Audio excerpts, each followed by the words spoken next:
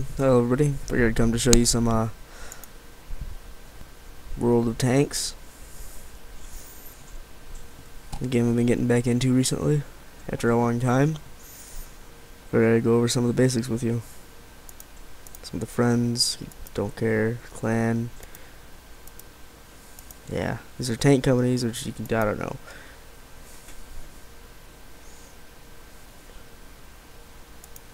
Okay, yeah, that's boring. Okay, here's my tanks. I've got the Tier 8 American medium tank, the M26 Pershing. Really is quite beautiful in my opinion. As you can see, I have 100% crew. I got my commander learning Eagle Eye, gunner learning repairs, driver learning off-road driving, radio operator, and loader learning repairs. I have the best gun, the 90mm, the upgraded turret, engine, tracks, and the Tier 10 radio.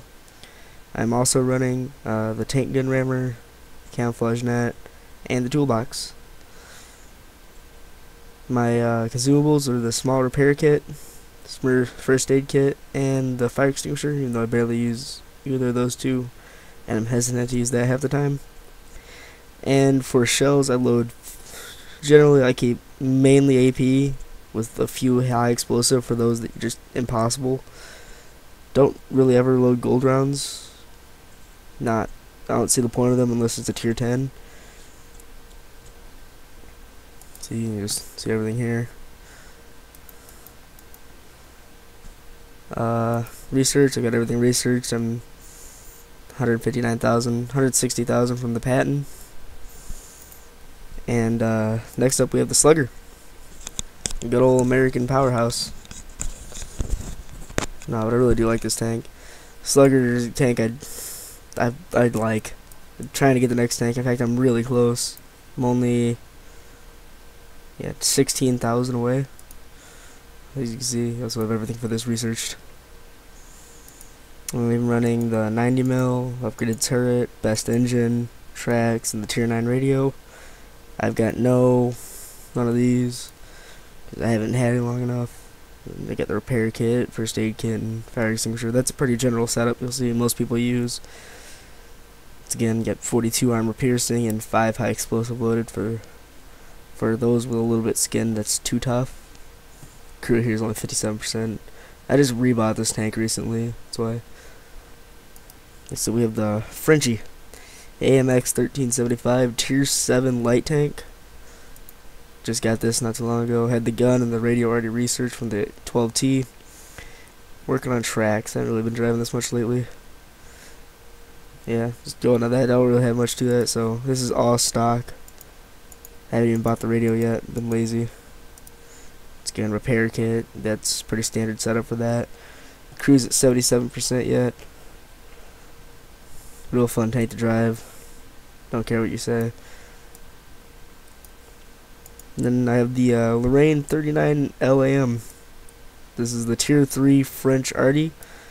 A really fun tank to use. I've got the everything researched except the next tank.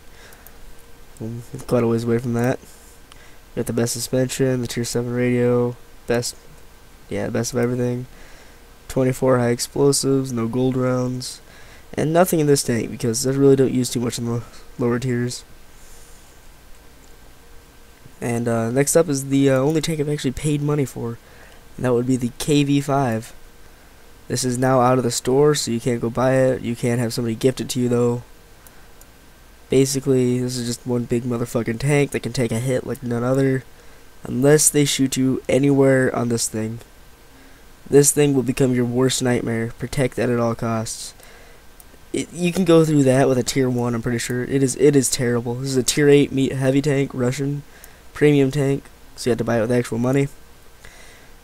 As you can see, there's nothing you can upgrade on it because it's premium.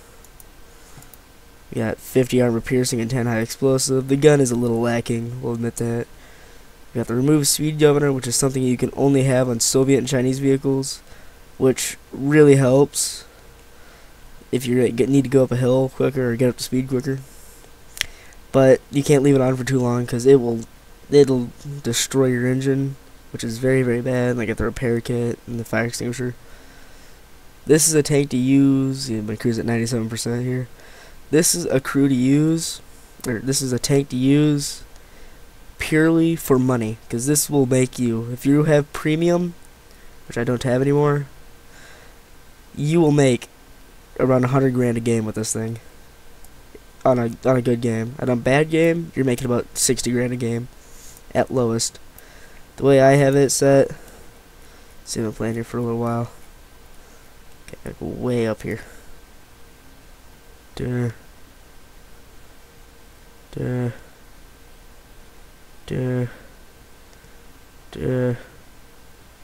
is. See, I made 14 grand. Ignore that. That didn't do anything. You saw nothing. One thing to know, I am running 2 mods right now. I am running Tactical Tablet, which is this thing up here.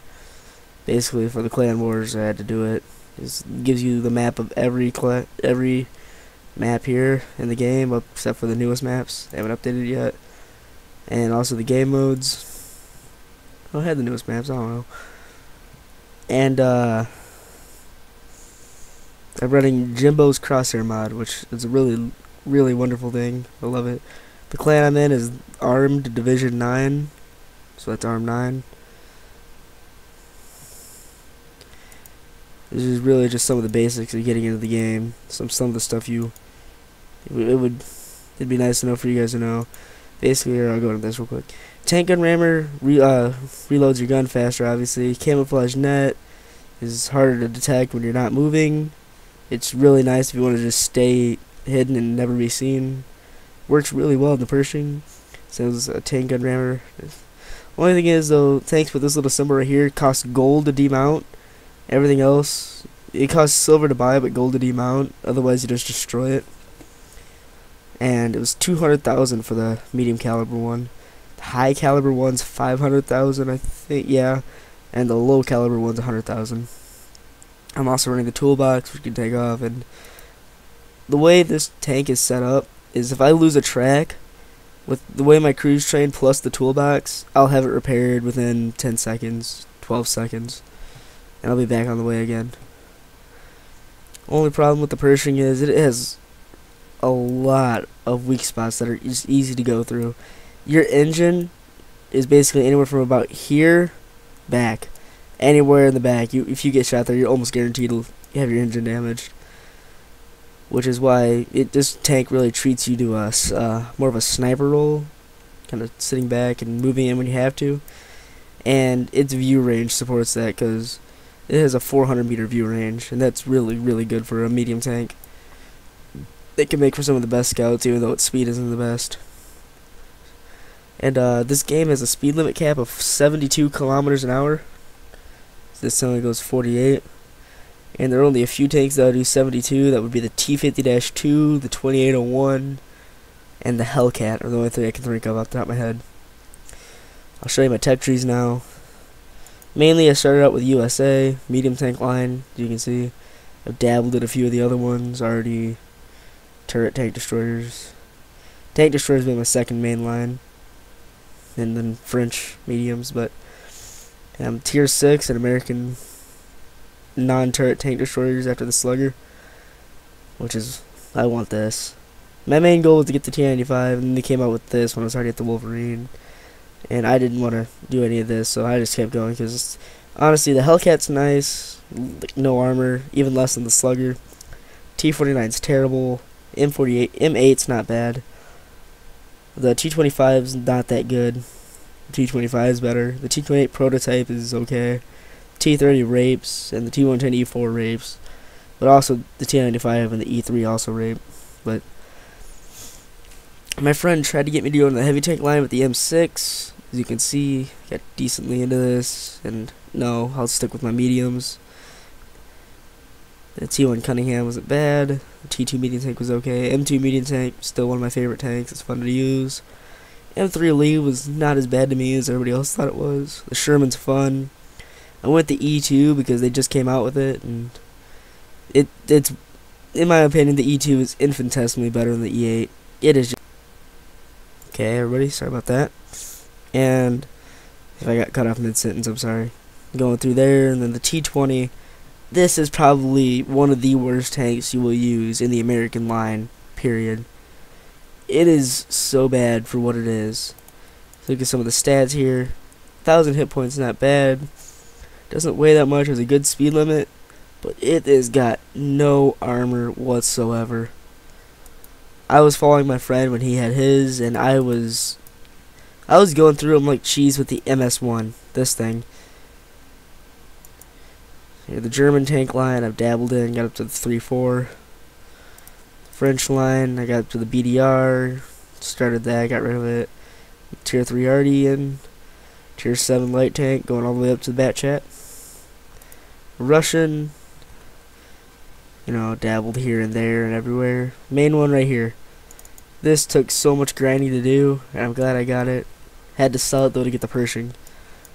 Love it, have it back. But if you look here, 62,500 experience to research. That is a lot from tier 4 to 5. So we come over here to the T28. It only takes 13,000 to go to from 4 to 5.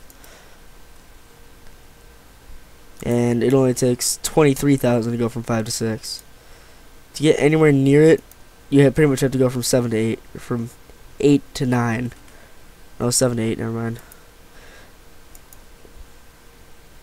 Let's go over some of the basics with this. This is your garage. Basically holds all your tanks, tells you everything you need to know. There's all your stats for the current tank you have selected, like your experience you have with it, and research, which you can click on to come in and research new modules for your tank. This is free experience that you get. You get a little free experience for every game, like maybe like 10, 20. This is how much money you have, silver. This is how much gold you have, which you have to buy it or win a contest to get gold. This right here is your depot, which houses all your extra guns, turrets, engines, tanks, shells, equipment, consumables, all that good stuff. This is the store where you can come and buy a bunch of new tanks. Here's all the different light tanks you can get. You know, all the little category off to the side. Come over here, collect all the different nations. British is something they're adding in the future. Cannot wait to see what that is like. You can come down here and buy modules, shells, equipment, consumables, and all that. This right here is your service record, which I will also show you. This is basically your combat record. See, I created this account on August 24th, 2011. Last battle was earlier. See here, see, it's the clan, your name, position in the clan, your join date of the clan. Here's all your medals and stuff you've earned. Your battles participated, 2,400 victories of those, defeats of those, battles survived. You know, your how many tanks you've actually destroyed total, your maximum destroyed in one battle, hit rate. Yeah, that's all pretty self-explanatory.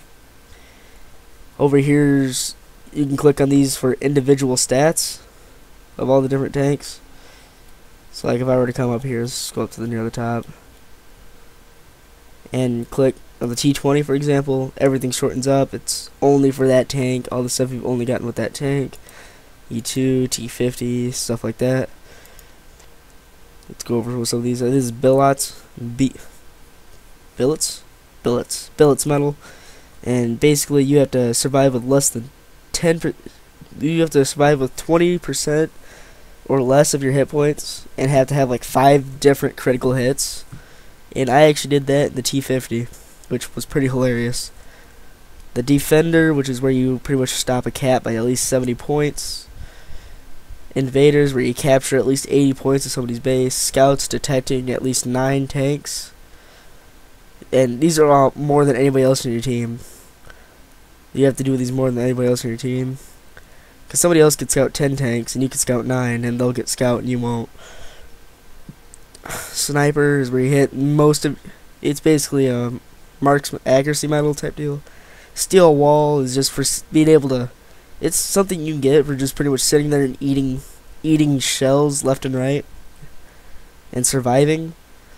Confederates, where you're pretty much like the king of assists. Top Gun is really hard to do. You got to get at least 6 kills and in one game, and there's only 15v15. You only get 1 life. Master Gunners, I how many hits in a row you can penetrate somebody. See, and you can't miss or anything. Reaper is how many more tanks in a row you can one-shot. Like, one shot, one kill in a row, which is really hard to do in this game.